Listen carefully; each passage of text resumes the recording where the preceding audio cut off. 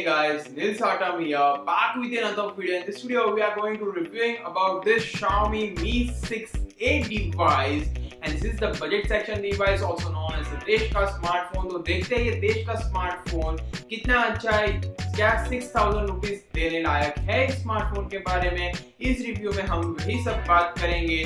तो चलिए शुरू करते हैं। तो पहले बात करेंगे स्मार्टफोन अनलॉकिंग के बारे में। तो ये स्मार्टफोन में आपको अनलॉकिंग के लिए फेस अनलॉक, पैटर्न और पिन सेक्शन दिया गया है।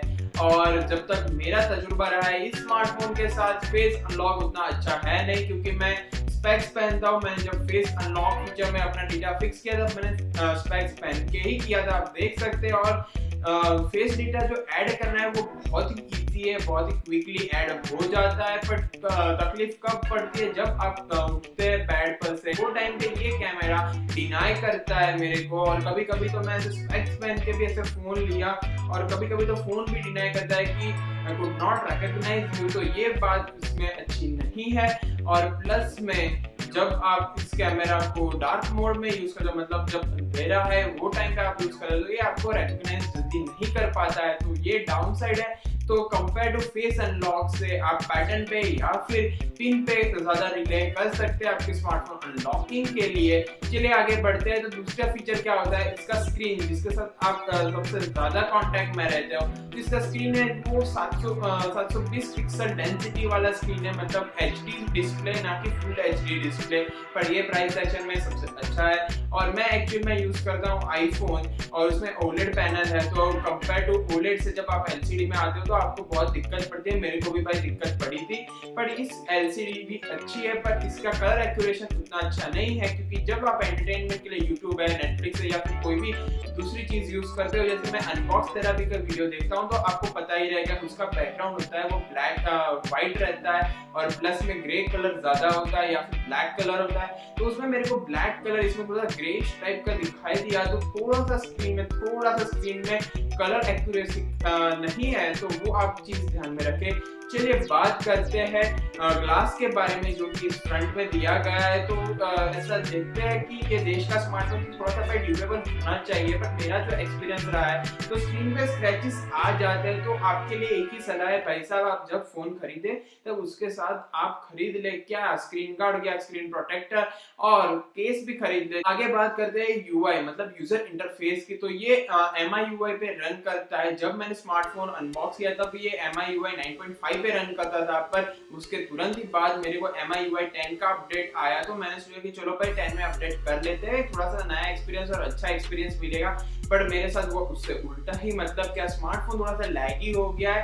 और जब भी मैं रैम क्लियर करने का ट्राई करता हूँ, तो रैम क्लियरिंग के टाइम पे भी थोड़ा सा माइनर लैग आप फील कर सकते हैं, फ्रेम ड्रॉप थोड़ा सा हो जाता है। अगर आप पर्सन टू पर्सन देखेंगे तो आप भी ये चीज महसूस कर पाएंगे कि होता है। और प्लस में अगर आप Xiaomi 6 के ओनर है या फिर खरीद लिया है, घर पे आने वाला है, तो मेरे आपको एक ही सलाह है कि उसको MIUI 10 में अपडेट ना करें। और बात करते हैं कैमरा के बारे में, क्योंकि जो भी स्मार्टफोन खरीदता है वो सेल्फी तो लेता ही लेता है भाई। स्टोर में आप लो तो आप पहले सेल्फी ट्राई करोगे, उसके बाद रियर कैमरा ट्राई करोगे। तो इसकी सेल्फी कैसी है, तो इसकी सेल्फी ठीक ठाक है, मतलब 5 मेगापिक्सल का कैमरा है। पर जब आप कैमरा खोलते हो और सेल्फी लेने का ट्राई करते हो, तो वो टाइम पे थोड़ा सा बैकग्राउंड अगर व्हाइट होगा तो वो ज्यादा एक्सपोज हो जाता है, जो कि एक अच्छी बात नहीं है। इंडोर्स में इसकी सेल्फी इतनी अच्छी नहीं है, आउटडोर्स में ठीक ठाक सेल्फी दे देता है, पर इतनी इंप्रेसिव नहीं है। और अगर आप बात करते हैं रियर फेसिंग कैमरा की, तो रियर फेसिंग कैमरा 13 मेगापिक्सल का है। तो मेरे उससे आशा थोड़ी सी ज्यादा थी,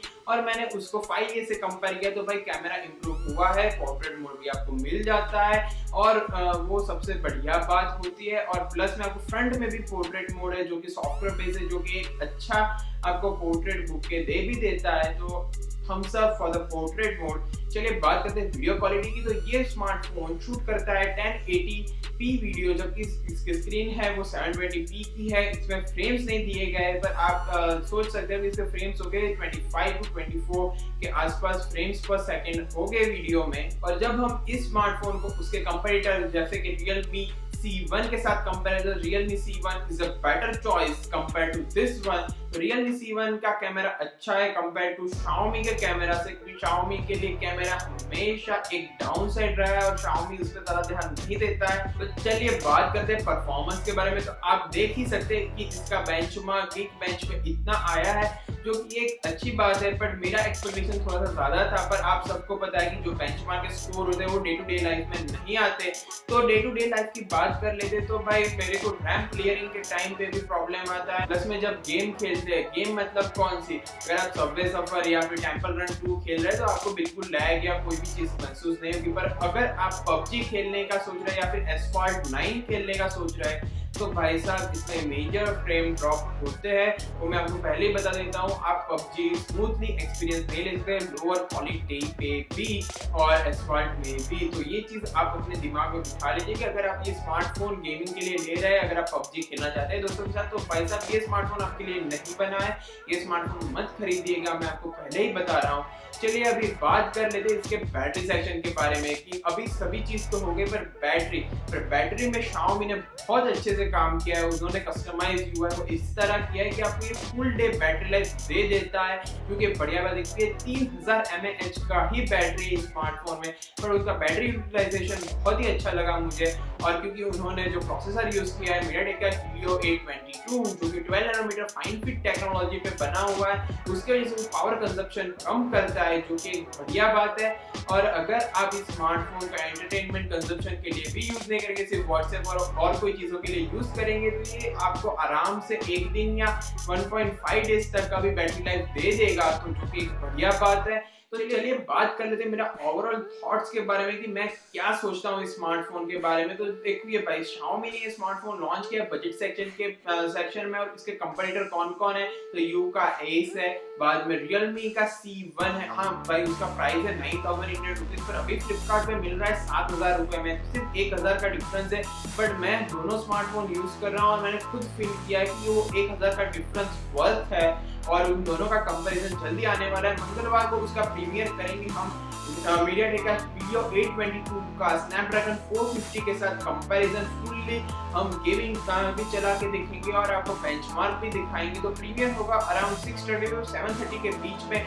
कौन सा टाइम आपके लिए ज़्यादा अच्छा है मुझे बताइए। ऊपर कार्ड सेक्शन में एक पोल दे रहा हूँ, उसमें मेरे को बताइए, तो उस हिसाब से हम प्रीमियर करेंगे और साथ में वीडियो देखेंगे और डिस्कशन करेंगे। तो चलिए बात करते हैं मेरे ओवरऑल थॉट्स के बारे में। तो अगर ये स्मार्टफोन लॉन्च होता 5000 या 5500 में, तो ये स्मार्टफोन एक बहुत ही बढ़िया चॉइस था। पर 6000 में मुझे परफॉर्मेंस और स्मार्टफोन की प्राइस मुझे कुछ हजम नहीं हो रही है।